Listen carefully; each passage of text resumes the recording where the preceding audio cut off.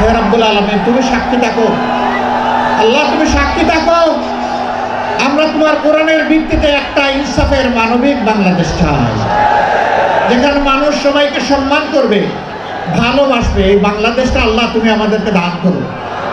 হে তরুণ যুবকেরা, জেগে উঠো। যেই সমাজের তরুণরা জেগে উঠে, সেই সমাজকে আল্লাহ বদলায় দেন। 24-এর 5 আগস্ট সেলুট যুবকরা, তোমাদেরকে তোমাদের জীবন বাজি রাখা লড়াই কারণে আল্লাহ আমাদেরকে আপাতত মুক্ত করে দিয়েছেন। চিরমুক্তির জন্য এবার জেগে উঠো, এবার শপথ নাও, আমরা বাংলাদেশকে কোরআনের আলোকে গড়বই গড়ব ইনশাআল্লাহ। আমিও তোমাদের সাথে চুল পাকা, ভ্রু সাদা হওয়া, দাড়ি সাদা হওয়া এক জীবন্ত যুবক।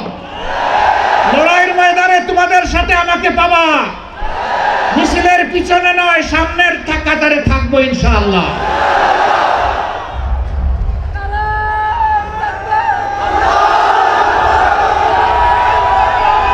আমাদের যুবকেরা আমাদের স্বপ্ন, আমাদের যুবকেরা আগামীর বাংলাদেশ।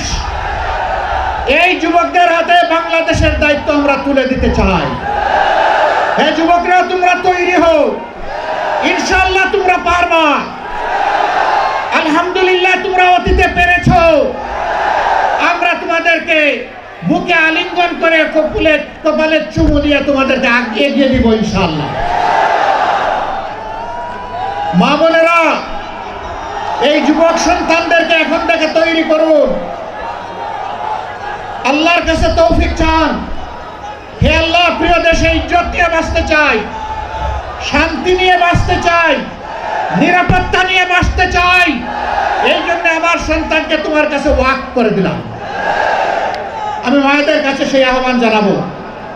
আমার এই আওয়াজ আজকে বাংলাদেশের এবং বিশ্বের যতটি মায়ের কানে যাবে, ও আমার পরম শ্রদ্ধাভাজন মা, আমি আপনাকে বিনয়ের সাথে অনুরোধ জানাচ্ছি, সেজদায় পড়ে এমন মুজাহিদ সন্তানের জন্য আল্লাহর কাছে তৌফিক চান। লক্ষ্মীপুরের অনেক দাবি, অনেক চাহিদা। লক্ষ্মীপুরকে ফুলের বাগানে সাজানোর সুযোগ ছিল, কিন্তু এই লক্ষ্মীপুরকে ছোপ ছোপ রক্ত আর খাড়ি তাড়ি লাশ দিয়ে সাজানো হয়েছিল।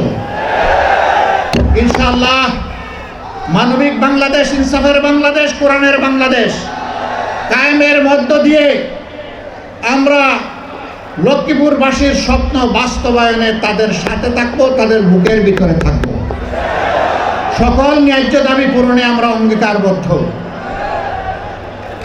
আপনাদের দাবি আমাদেরও দাবি। আমার বাড়ি সারা বাংলাদেশ। আমাকে লোকেরা জিজ্ঞেস করে আপনার ঠিকানা, আমি বলি সাধারণ পরিবহন সমগ্র বাংলাদেশ। বলে বুঝলাম না। আমি বুঝলাম এটাই কথার কথা। একটা দলের দায়িত্ব আমার উপরে আছে।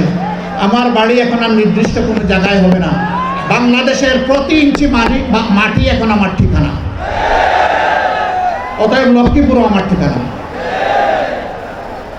আপনারা কষ্ট করে এসেছেন, তির্যক রোদের মধ্যে বসে কথাগুলো শুনেছেন। আপনারা ভালোবাসা বুকে নিয়ে এখানে এসেছিলেন, তাই না? সত্যি আপনারা ভালোবাসা নিয়ে এসেছিলেন? কার জন্য এই ভালোবাসা? কার জন্য এই ভালোবাসা? আল্লাহ তুমি সাক্ষী থাকো, তোমার জাতের কসম, আমাদের সমস্ত ভালোবাসা শুধু তোমার জন্য।